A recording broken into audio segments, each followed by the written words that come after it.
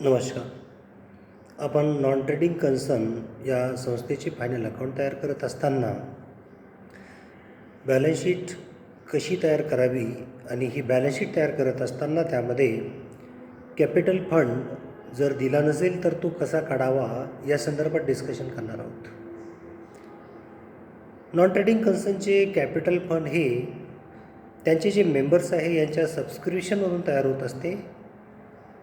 जर करंट इयरमध्ये opening capital fund दिलेला नसेल आणि तो कॅल्क्युलेट करायचा असेल तर त्यासाठी त्या ओपनिंग फंडच्या रिलेटेड ओपनिंग ॲसेट आणि ओपनिंग लॅबिलिटीज या सर्वात अगोदर कॅल्क्युलेट करायच्या किंवा लक्षात घ्यायच्या असतात.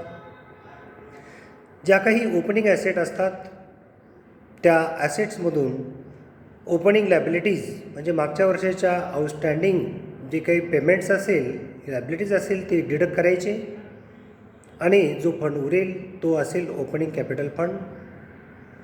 त्यानंतर वर्षभरामध्ये जर काही कॅपिटल इन्कम्स असेल किंवा जे इन्कम कॅपिटलाइज करायचे असतील ते सर्व इन्कम त्या कॅपिटल फंडमध्ये ॲड करून घ्यायचे असतात. त्याचप्रमाणे वर्षभरामध्ये जे आपण इन्कम एक्सपेंडिचर अकाउंट प्रिपेअर करणार आहोत ते इन्कम एक्सपेंडिचर अकाउंटमध्ये जे नेट सरप्लस येते किंवा नेट डिपिसिएट येते ते आलेलं नेट डिपिसिएट किंवा सरप्लस त्या कॅपिटल फंडमध्ये प्लस करायचे असतात.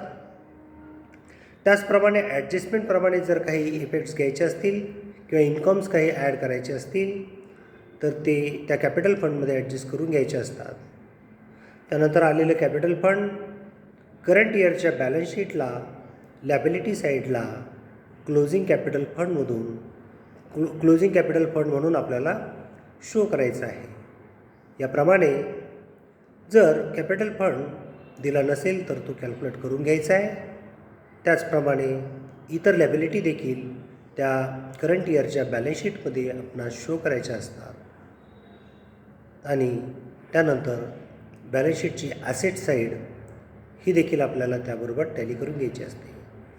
आपण त्या बॅलन्स शीटमधील लॅबिलिटी साईडला इतर काही अजून लॅबिलिटीज आणि ॲसेट साईडच्या ज्या काही महत्त्वाच्या ॲसेट्स डिप्रिसिएबल ॲसेट्स किंवा करंट ॲसेट्स कोणत्या कोणत्या असतात हे देखील पुढील डिस्कशन्समध्ये शो करणार आहोत बघणार आहोत. थँक्यू.